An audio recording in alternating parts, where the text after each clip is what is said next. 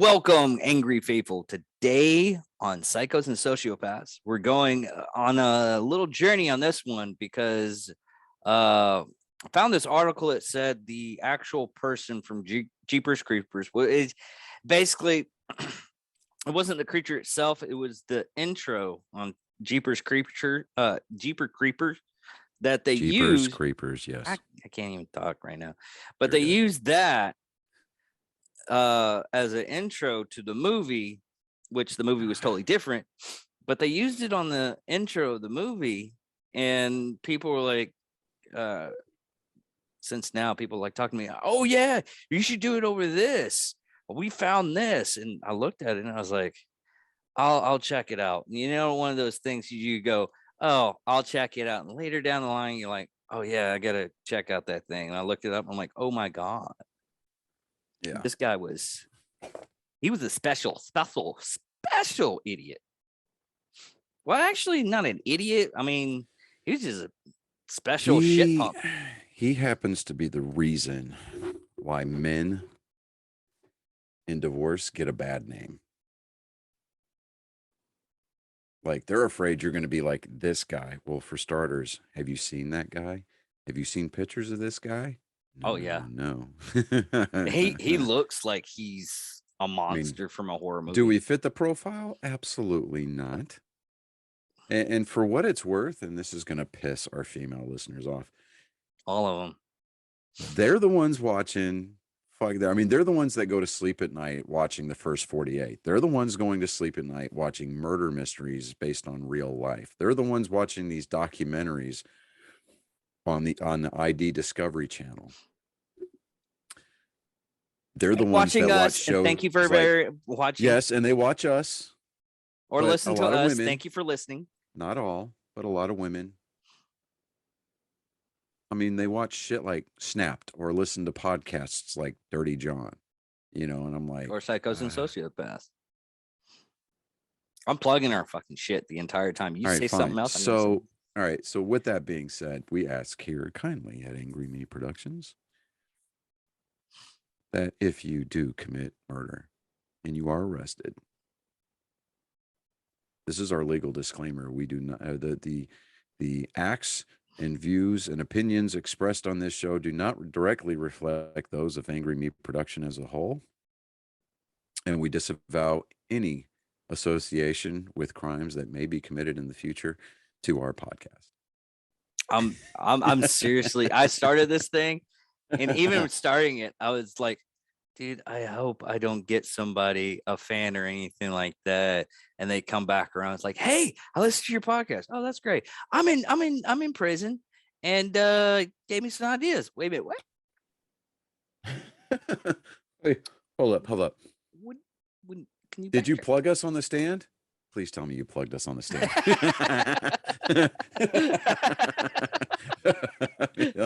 I got all my stuff from Psychos and Sociopaths, Angry Me Production. David, whoa, get your freaking name out of my go ahead. No, don't be that desperate. I don't know. Don't be that desperate, because even if your name goes in their mouth, just saying, dude. I know. And if they have braces, that's kids behind bars. I know, right? But oh, we got 3 more subscribers. That's good from the on the YouTube channels. Hey, welcome, Fuck Nuggets and Fuck Nugget-ettes. Yes. And just in case everybody's wondering, and I mean, you can't really see it all too well, I try to cover it up because I injured myself at work. That it was totally just a regular injury, nothing stupid other than the person that ended up. I work with glass. All right, so here's what happened.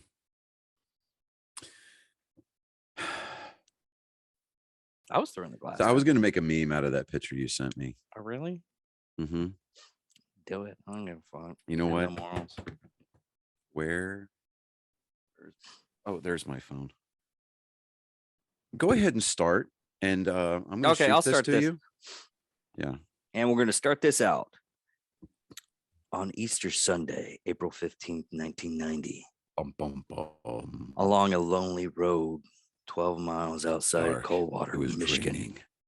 Dude, He I've was actually out of got this and it lube. was actually good. It was actually All right, good. go for it. Go Fuck. for it. I'm sorry. Dude, I apologize. Along a lonely road 12 miles out of Coldwater, Michigan. Ray, okay, I can't do it anymore because my throat's getting harsh. Ray and Marie Thornton set off on a leisurely drive in the country, as they did every weekend. In just a matter of minutes, their routine Sunday outing replaced this ordinary law-abiding couple at the center stage of an ominous mystery. As they drove south on Snow Prairie Road, a van sped up from behind and past them. One of the games they would play while driving was making names out of license plates. Marie noticed that the van license plate began with GZ, so they came up with G's. He's really in a hurry. Several miles down the road, the Thornton, came across the van and its driver a second time. As they approached the old schoolhouse, Marie saw a man walking behind it with a bloody blanket. As they passed the school, they noticed the van parked between the building and a large tank. Minutes later, the van pulled up behind them again and rode their bumper for nearly 2 miles. The Thornton game helped Marie remember the first 2 letters of the van's license plate, which she wrote down on a piece of paper. Finally, Ray turned off the highway. When he did, the van pulled to the side of the road. They then decided to turn around and come back in an attempt to get the full license plate number. As they approached, they noticed that the man was changing the license plate. Marie also noticed that the front passenger door was covered with blood. Fearing the worst, the Thorntons returned to the schoolhouse to search for the bloody blanket. They found it particularly stuffed into a small animal hole. They immediately went and contacted the police. On an otherwise pleasant spring afternoon, they had a chance upon evidence of a shocking crime, a crime which marked the complete and tragic disintegration of a family. Disintegration of a family. They witnessed the final chapter of a bitter, heated conflict between a husband and wife, which ended up in murder. Let me get a drink.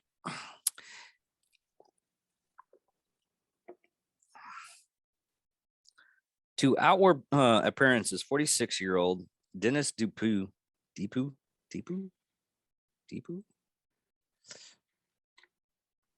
Stephen Hawking, help me out. Yeah, DePue. That's DePue. French names. Haha. To our appearances, 46-year-old Dennis DePue and his wife, 48-year-old wife, Marilyn of Coldwater, had confirmed middle-class life. Both had great gratifying careers. Man, I'm so tongue-tied right now. Cold weather, or I'm just tongue-tied in general. He was a state Michigan property assessor, while she was a Coldwater High School counselor. Together, they were raising 3 healthy children. Man, let me see.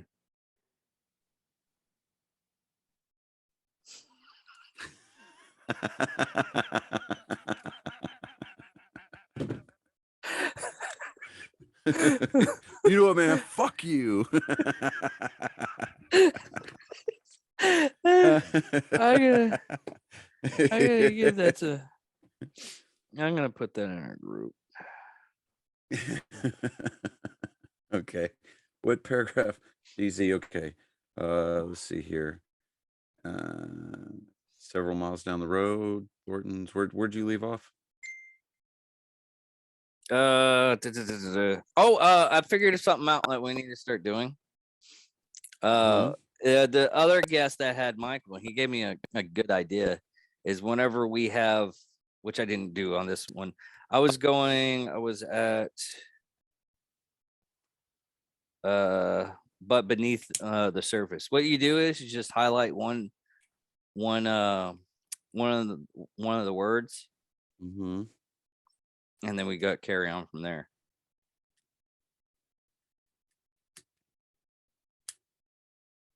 You get my man. Where did you leave off? Because I was going to start reading. But beneath the surface. Okay. Smothering tension threatened to erupt at any moment. Yes, there we go. After the children were born, Dennis grew sullen and withdrawn. He began to isolate himself from the family and accused Marilyn of turning the children against him.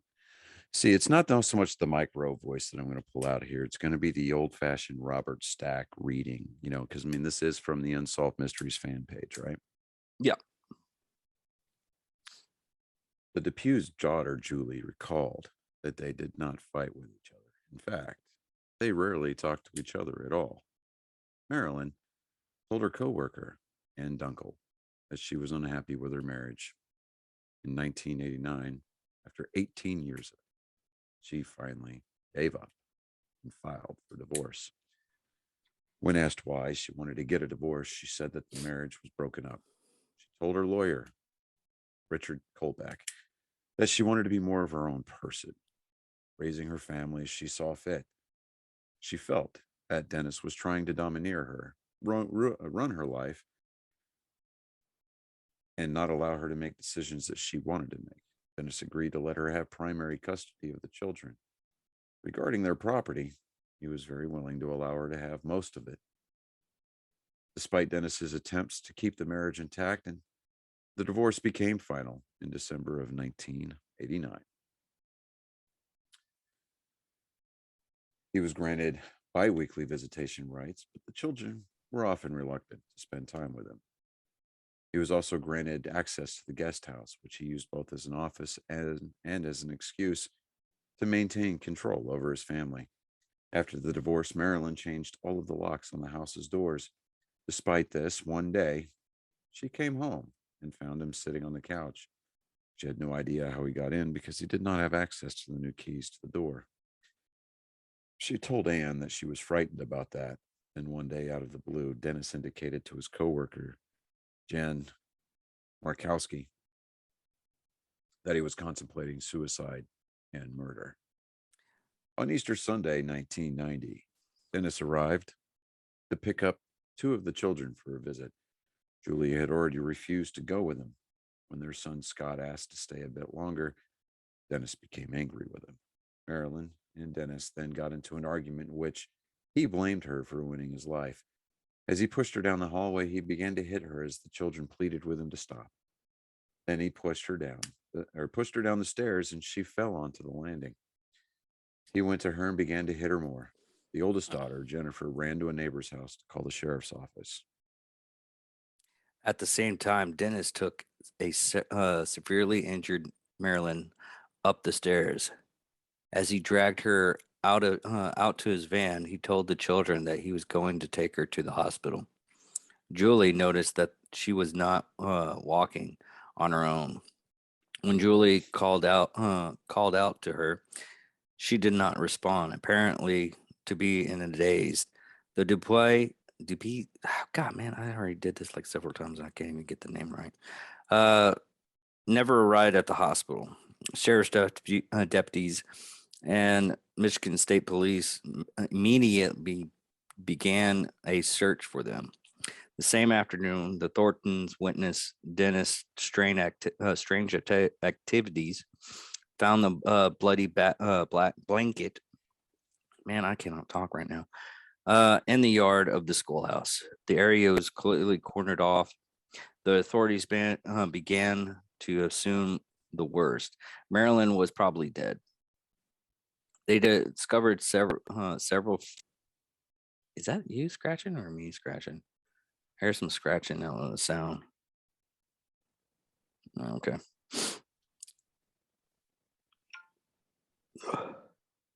Their tracks were later matched to Genesis' van. The blood was Marilyn's. The next day, a highway worker discovered Marilyn's body just off a deserted road in Bell Township, midway between the schoolhouse and her home. She had been shot once in the back of the head. Just days later, Dennis sent a series of wild random letters to why my Siri went off on my phone for some ungodly reason.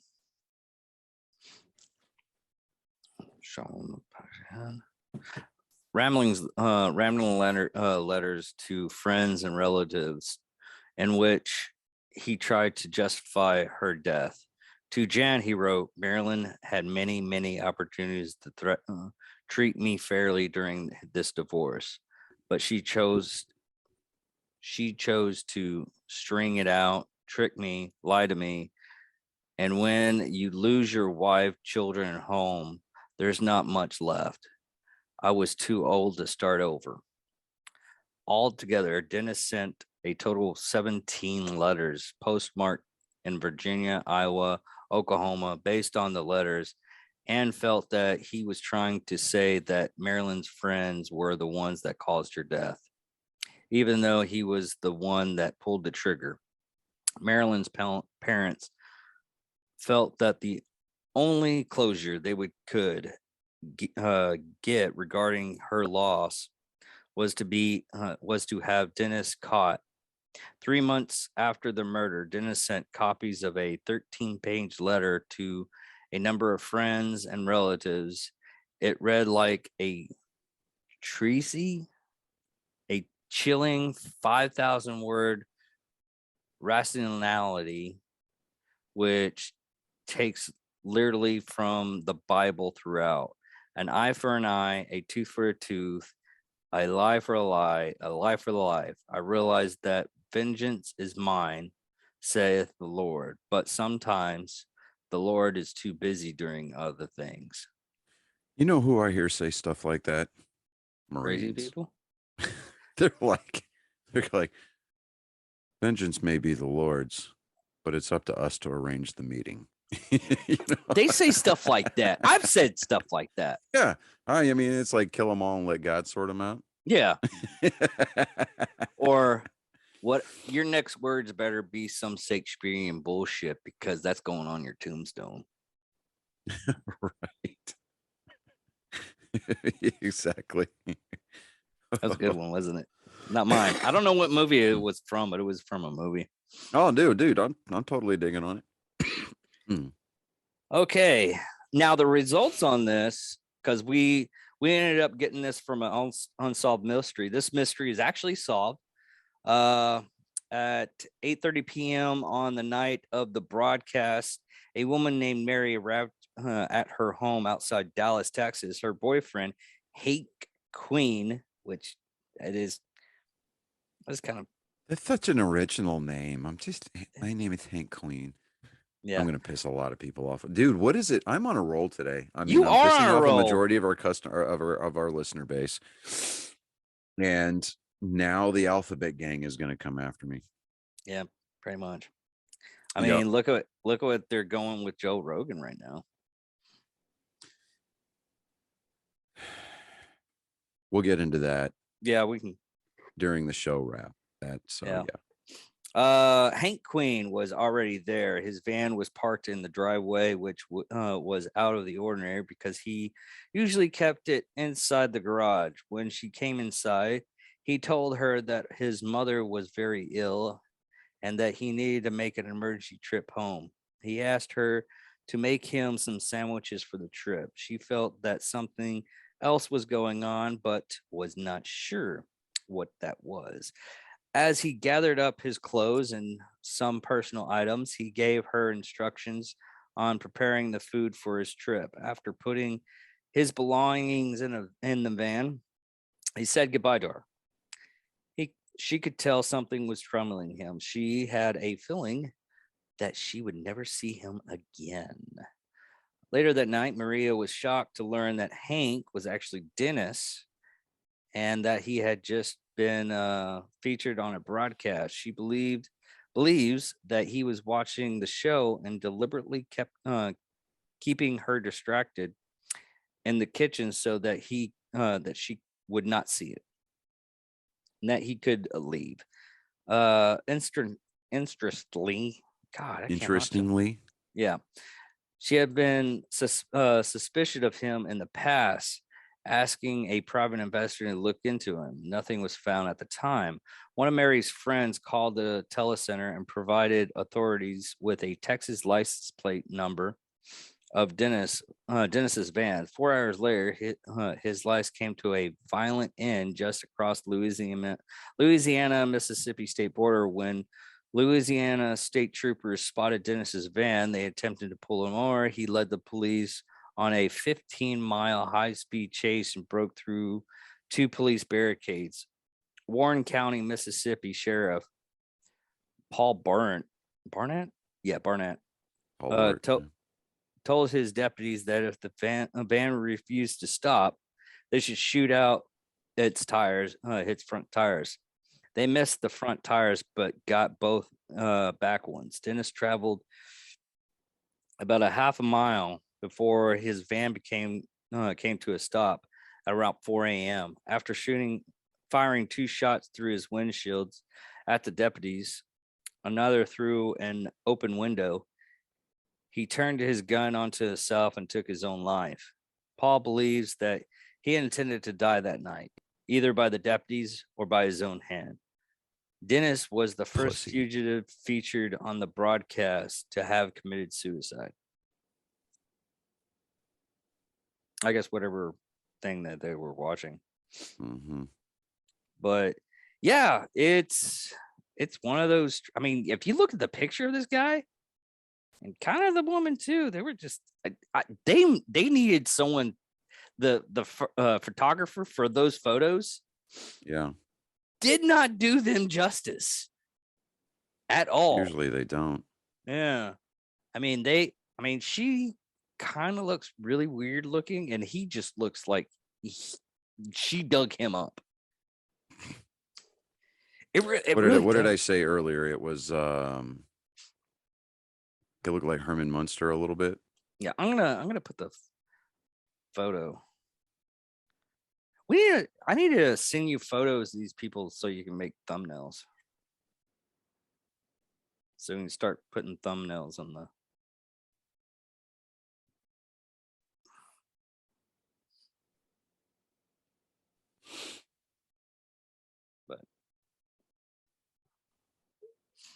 But yeah, he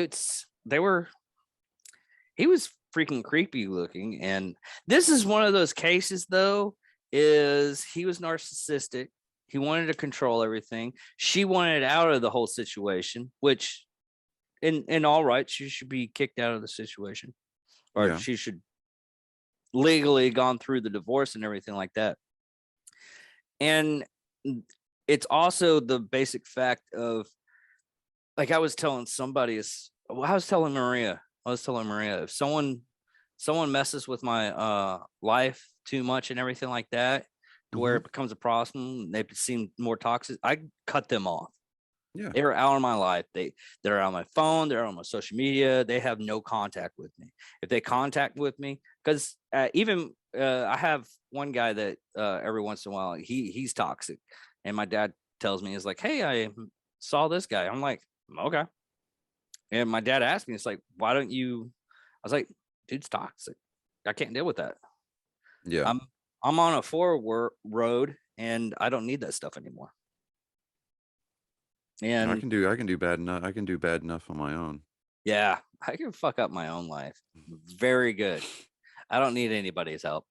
But also, it's also that the factor is she shouldn't if she was having these problems beforehand and everything like that.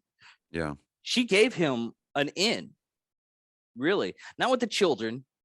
I'm talking about keeping the guest house to where he can use it as an office. Yeah, I mean, Usually in cases like this, that they give a little bit of the wife gives a little bit of leeway on certain things and everything, mhm. but it started to seem like it was narcissistic to where he was really wanting to control and everything like that. And Yeah, there's a lot of that goes around these days.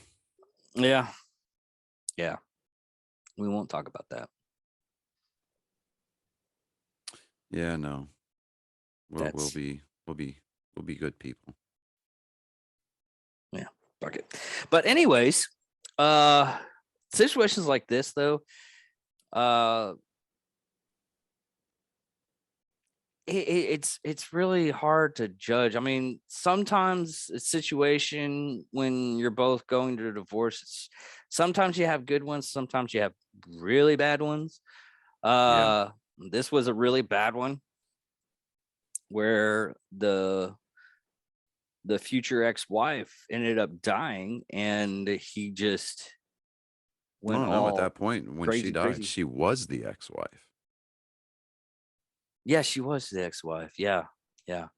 And he tried to justify that's another thing is people that take the blame or don't want to take the blame for something they did. Mhm. This is working corrections. I had so many people when I'm working corrections, they either oh, I could have gotten away with it if I did this, or you know how much money I made when I was on the streets and everything dealing drugs. I'm like, apparently enough to get you landed in prison for a long stint. Right. You a felon, Or dude. yeah, I've had contacts with people that did that, and they were like, I had more money than you when I was out dealing drugs and everything, and you're working in here. I was like, huh? So you're still on that football win back in high school, huh? Coach just would have put me in. We could have won state. Yeah. Or Mike Kipskett said during during our interview, you're just having an Al Bundy moment, aren't you? You Yeah. you threw the Well, I was winning thinking more of Uncle touchdown. Rico, but yeah, yeah, Al Bundy works too. I mean, because Al Bundy was kind of he was a man among men. He was a hero. He was what we all aspire to be. Yeah. Not really. Oh, how did you like that one video about the comedy that I sent? Oh The yeah. the special needs Mm-hmm. cop. Wish they No. would do comedy like that again. That was hilarious. Fuck. That was that was so fucked up. That was so fucked up. Yeah. Quit whispering in my ear. Yeah, It's not going to help you. it'll help a little bit. No. No. No. But anyways, the other thing we want to talk about is how people in social media are right now. We got the whole Whoopi Goldberg, and now well, before that it was Joe Rogan. Yeah. And what's really funny, and it's actually true, the most of the catalog is owned by Pfizer, the CEO of Pfizer. I looked it up. It's actually true. It weirded me out. Yeah. Yeah. That bad, huh? Yeah. I'm just not going to say anything because I mean, especially with this deal with Joe Rogan. I mean,